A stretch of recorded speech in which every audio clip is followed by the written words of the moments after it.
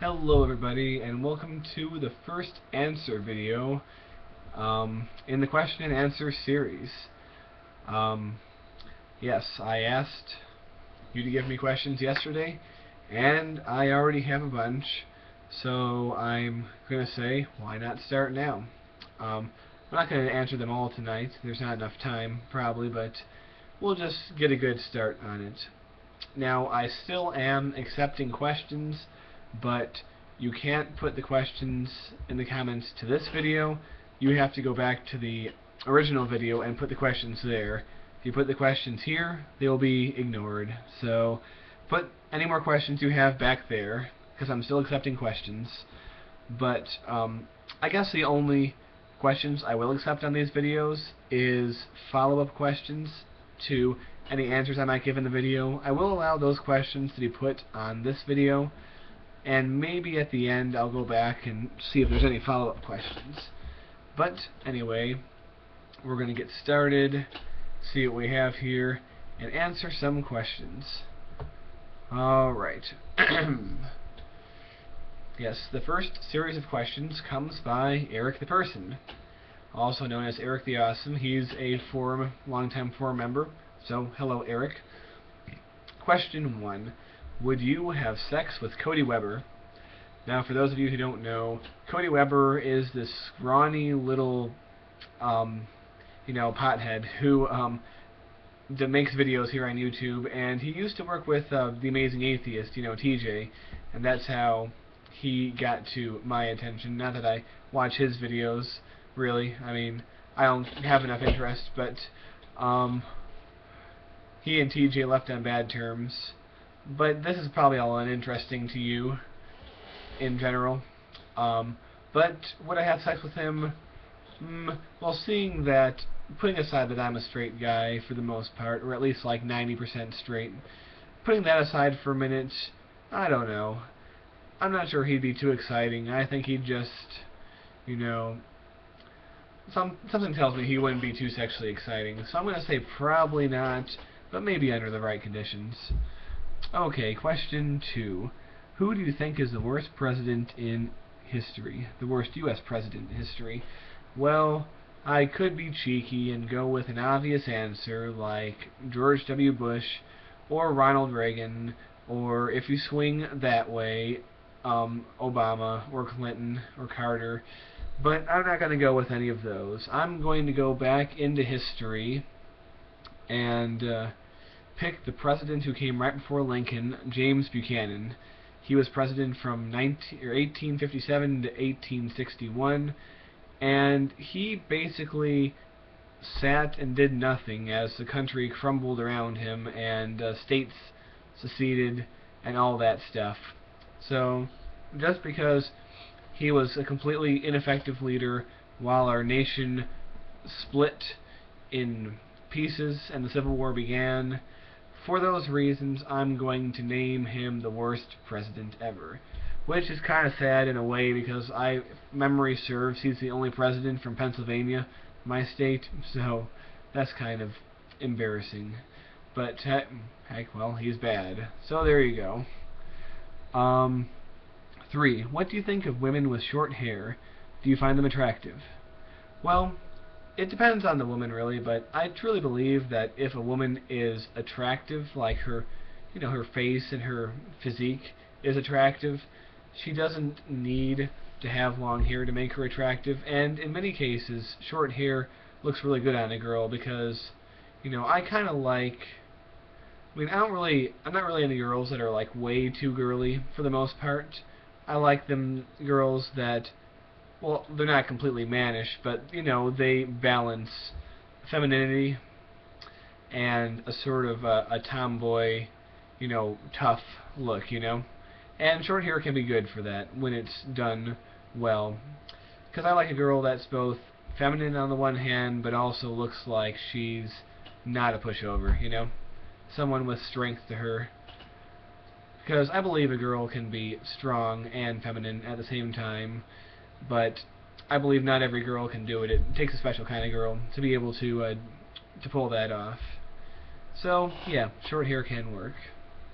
Alright.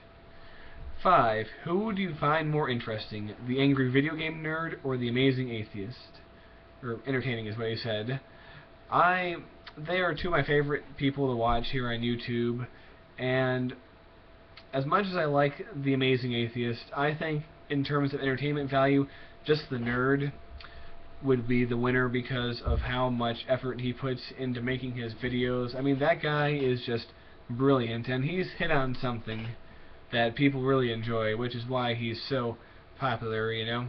And I really have to say, I love watching the Angry Video Game Nerd and all his reviews. I mean, chances are most of you have probably heard of him, but in the chance that you haven't, if you are into older games, particularly for the Nintendo, the NES, but also for, you know, Super Nintendo, Atari, Sega Genesis, and even once in a while a Nintendo 64 game,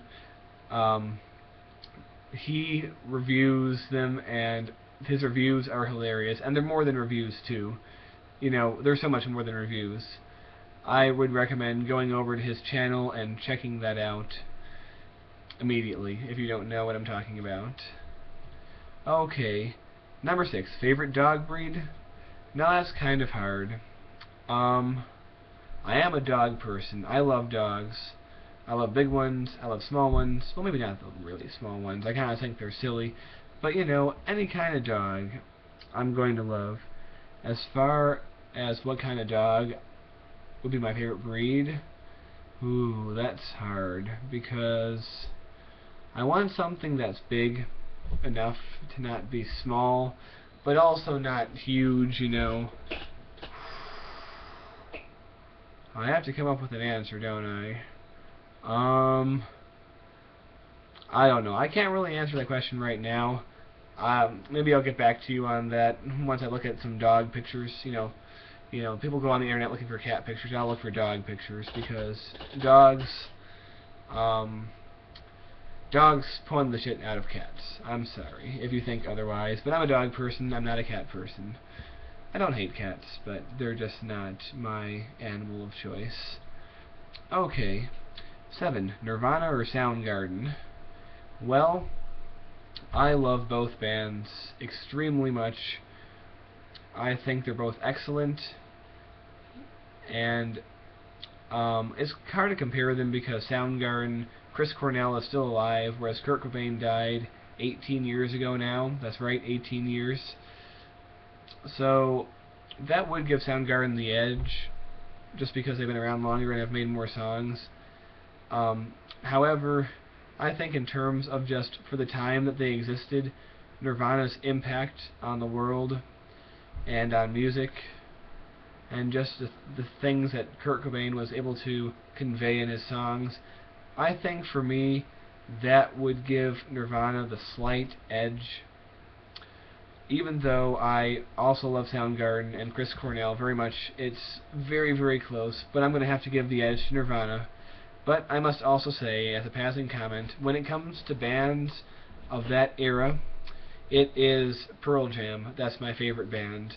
And in my opinion, Pearl Jam beats both Nirvana and Soundgarden and any other grunge band. It's just the top, one of the best bands, like, of any era. I like to call them the last great rock band. I haven't seen them yet, but I want to. And, you know, if I don't count my, you know, 70s English progressive rock bands that I love, and, you know, then there's, of course, Bruce Springsteen, and probably I put Billy Joel there too, but after all that, it's probably Pearl Jam. That's my favorite band after all that. Okay. Number 8, would you ever experiment with hard drugs? I don't think so. I just don't really see the need. Because it's like, a drug might make you happy for a while, but it doesn't actually make your life better, you know? So, I don't know. Once to say I did, maybe, but even that's unlikely. Like, you know, some of those hard drugs can mess you up, and if you don't know what you're doing, you can OD on them pretty easily, so, nah, I'm probably not going to. Okay. Would you rather be castrated or lose your vision and hearing? Huh. Well, that's a hard one. Now, let's take these two choices. Well, if I'm losing my hearing and vision, there's not much I'm going to be able to do. I'm basically just going to sit around and just sit and ponder things, I guess. And, you know, I'd still be able to talk, I guess, but in order to, I'd have to learn some sort of, like, Helen Keller sign language, like, you know, I have my hand, and then another person puts, like, signs on my hand or something. I don't know. That sounds kind of difficult. And the only way I'd be able to get a girl that way is if it was a sympathy hookup, like, oh, that poor guy's deaf and blind, you know, let's give him a good time or something. But then I'd be entirely dependent on her, and it kind of be, I don't know. Besides, what would I do? I couldn't have a job. I mean, I could write inspirational books, but I don't know. I could still type, you know. I know where the keys are on the keyboard. So that's not. I mean, it's bad, but it's not the worst possibility in the world. Well, actually, like, if you're deaf and blind, no one's going to expect you to do anything. So it's like, oh, he's writing a book. It's awesome, and you know, whatever. But if I was castrated, well, one thing I have heard that if you're castrated, you actually live on average 10 years longer, and I'd be able to have a pretty normal life, except I wouldn't have any kind of sex drive. Now, knowing me, I mean, let's be honest, it's been a number of years since I've even been laid, but if I had no sex drive, I might not have attraction to girls, but I still might get jealous seeing all the guys with girls and knowing not only do I not have one, but I'd never be able to satisfy one because, you know, I would not be able to get hard without the proper hormones and stuff. So it's really hard to say. I mean, being castrated would kind of be like this life except suckier, whereas being deaf and blind would be an entirely different life.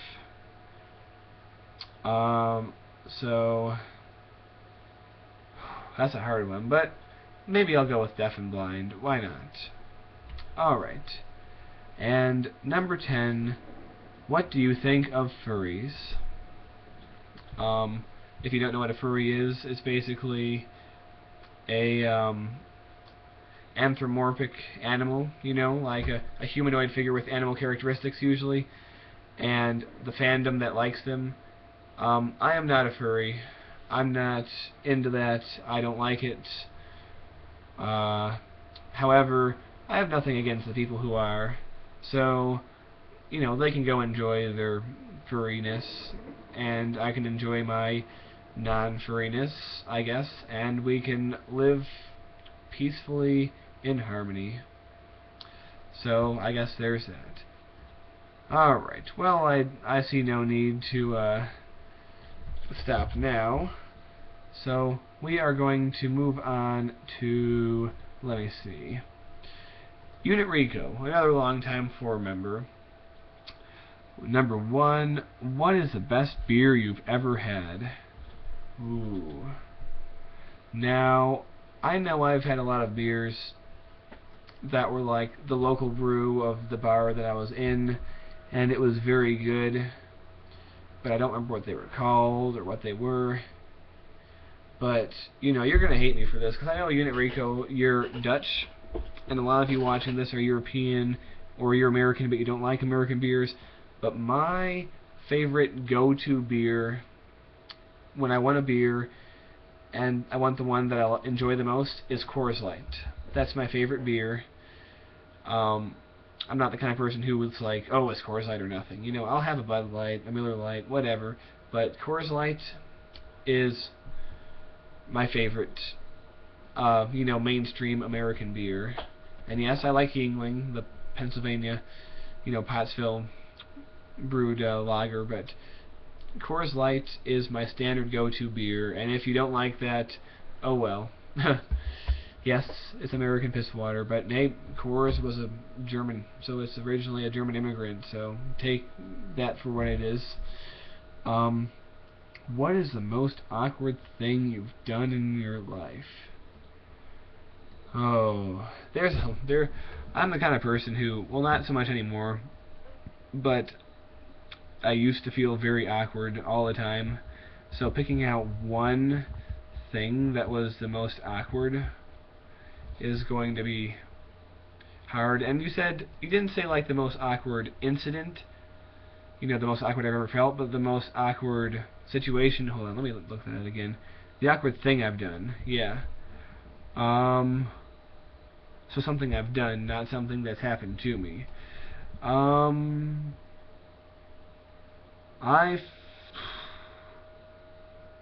Yeah. Okay, this is going to get a little bit deep. Not, well, in a matter of speaking, but the most awkward thing that I've ever done is sat there while the girl that I am falling in love with and who is falling in love with me was on the phone to her boyfriend from Colorado, telling him basically more or less that she had been cheating on him with me, and him just being in shock and disbelief, and just sitting there not knowing what to do or what to say. I mean, there's a lot more to the story than that, obviously, but hey, you wanted to know what the most awkward thing I've done was, but that was the most awkward thing, because that conversation went on for about an hour, but there were periods of time of like 5 to 10 minutes when they were just sort of, sitting there not knowing what to say to each other. Yeah, so like I said, that is probably the most awkward thing that I've ever had to do. Blurg, I'm disappointed with myself. I can do better than this. Oh well, I'll probably return with more questions later on. Well, there's no reason you can't. I'm still accepting more questions. Okay, we have a standalone question by kevinandstanley. First of all, am I talking to Kevin or am I talking to Stanley right now? But, have you ever had cookies and cream ice cream that had peanut butter on it? Ooh. You know what? No, I haven't. But that sounds freaking amazing. I want to try that now. 'Cause you can buy like the peanut butter like squeeze squirt bottle, I guess. Like the drippy stuff that you put on ice cream. I can get cookies and cream, and I'll have that. I'll do a let's eat of that. So that's something that I can do. Alright. I forgot. Is Civ 5 as bad as most people say it is? I haven't played it. I have no idea. I've had a lot of people, especially early on, tell me that Civ 5 was not as good as Civ 4, and they don't see Civ 5 replacing Civ 4 for them. However, I have heard, like later on, once they fixed a few bugs and came out with a few expansions and DLC, that the game was much better, and a lot of people have left Civ 4 for Civ 5. So I don't know, but as for me, I just discovered Civ 4. Well, not discovered, but I just started playing it literally a few months, like last month. So I am happy with Civ 4. It's like after a decade of Civ 3, Civ 4 seems space age to me. I mean, I know it's probably an old game to many of you, but to me it's like super ultra modern, and I wanted to just enjoy the crap out of Civ 4 before I move on to Civ 5. Okay. Let's go a little bit longer. theZacharyb asks, when did you hit puberty? Now that's an interesting question, because puberty is not something that happens all at once, but there was a long period of time in which I was growing, in which, my body was changing, I guess. But if I really want to nail down one time period in which I felt that it was the most pubertyific. I don't know what the word would be. I would say probably my 8th grade year, because that's sort of the last year that I grew taller, because in 9th grade I sort of leveled out at my final height of 5'9", so 8th grade was the last year of steady growth, and it was the year that my voice dropped. In the beginning of the year, I had a high voice. At the end of the year, I had a voice that was almost as deep as my voice now. I mean, obviously it was still a 14-year-old's voice, but it was just about as deep as mine was now. And so that was 8th grade. That was the 99-2000 school year. So let's say right around when the millennium started. I mean, of course, the millennium's actually 2001, but for all intents and purposes, in pop culture, it's 2000. So yeah, when the millennium turned, that's when I hit puberty. I was a child in the 90s and a man in the 2000s. We'll say that. Alright, you also asked, and will you be playing expansions for Civ 4? The answer is yes, I will eventually, because I downloaded the complete pack, but I wanted to get acquainted with the Civ 4 base game and enjoy that just as it is, and then later on just see what the expansions added. I mean, I could have done it all at once, but you know, it just seems to me like I want to experience the base game as it was. And let me tell you, the base game of Civ 4 is more impressive than Civ 3 with all its expansions, so it's already an upgrade.